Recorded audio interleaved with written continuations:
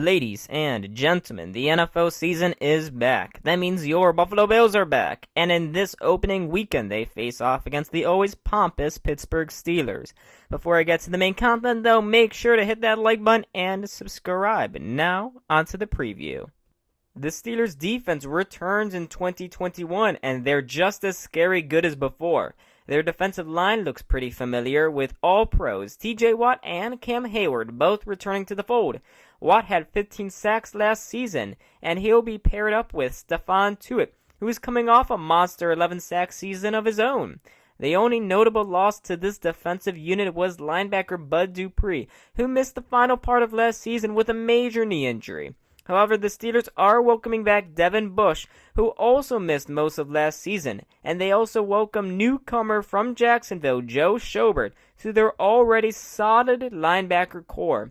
Minkah Fitzpatrick and Joe Hayden leads the Steelers secondary, and they'll have to be up to the task when they face off against the amazing Bills offense. This top three offensive unit is led by none other than MVP finalist Josh Allen.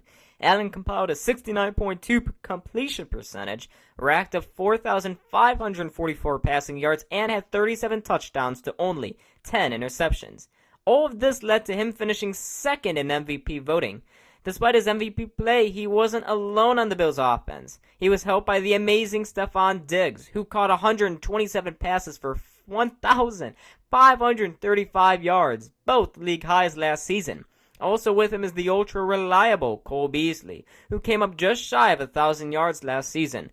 He also has the speedy downfield receiver Gabe Davis and newcomer Emmanuel Sanders. And don't forget about their Swiss Army knife, Isaiah McKenzie.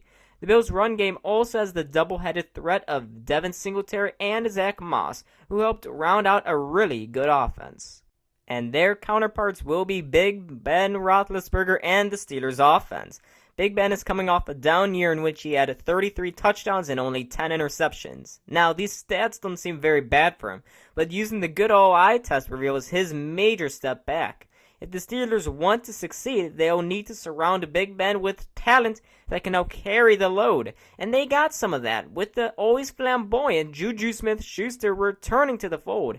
Him with speedy outside man Deontay Johnson and the physically imposing Chase Claypool is bound to help.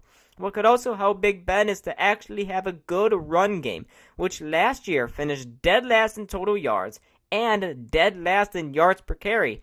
The Steelers addressed this need by drafting Najee Harris in the first round. However, Harris will be working with an offensive line that is very, very new, so it will be a work in progress at first. This offense is going up against the revamped Bills defense. Last season was also a step back for a once top 5 defensive unit. However, this offseason, the Bills kept most of their starters and added some intriguing pieces, like draftees Greg Rousseau and Carlos Basham.